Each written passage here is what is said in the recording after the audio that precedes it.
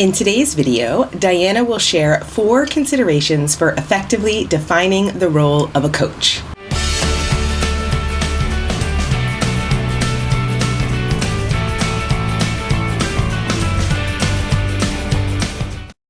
Hi, I'm Diana Beabout, and I've been a teacher, coach, and mentor in the United States and internationally for over 20 years, and I'm the Academy Mentor for the Coach Microcredential at Eduro Learning. In this episode, I will share 4 considerations to effectively define the role of a coach.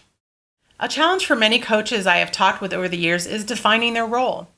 Of course, in some schools and organizations, the role of the coach is clearly defined and communicated to the school community.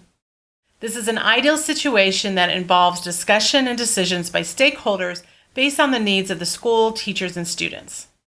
However, some coaches find themselves in a bit of an identity crisis when their role is not well defined or clearly understood by their school community. Schools bring in coaches for a variety of reasons, and a coach can provide support and leadership that can help transform teaching and learning experiences. However, to be successful, the coach and the school community must have a clear understanding of the coach's roles and responsibilities, or they may find time, effort, and good intentions wasted, resulting in frustration and disengagement. In their book, Taking the Lead, New Roles for Teachers and School-Based Coaches, Joel and Killian and Cindy Harrison point out that, quote, the differences that abound in coaching are determined by the purpose and goals of the coaching programs, the framework or approach to coaching, who does the coaching, and the content of the coaching, unquote. To help define the role of a coach, we have to start from the bigger picture of why. That will lead to targeting the specific work of a coach. First of all, what is the why? What are the purpose and goals of a coaching program in the school? This aspect needs to be addressed by school leadership to provide the foundation for developing a successful, effective coaching program for their unique needs. One place to start might be looking at the school's mission and vision and shared goals.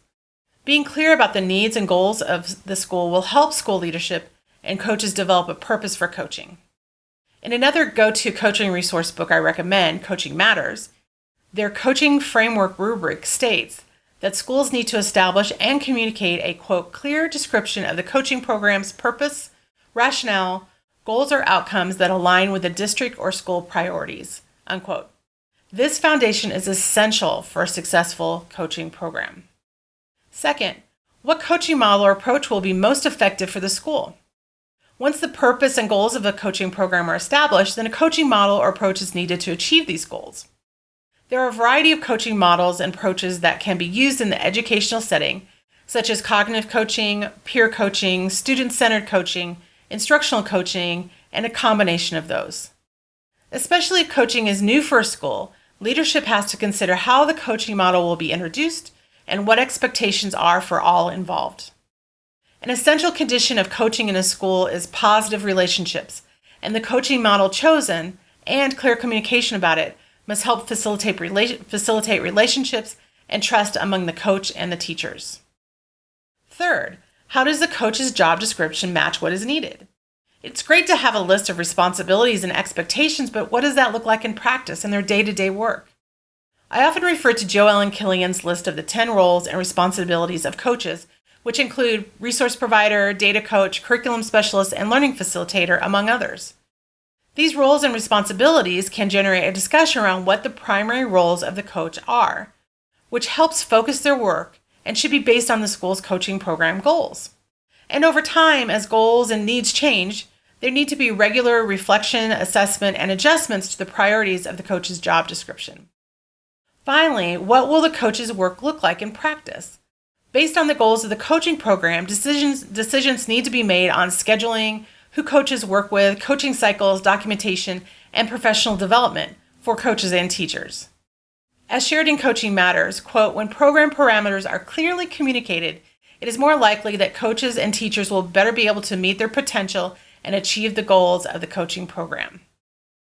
Ultimately, defining and communicating the role of the coach should be a team effort and should not be left to the coach to manage on their own.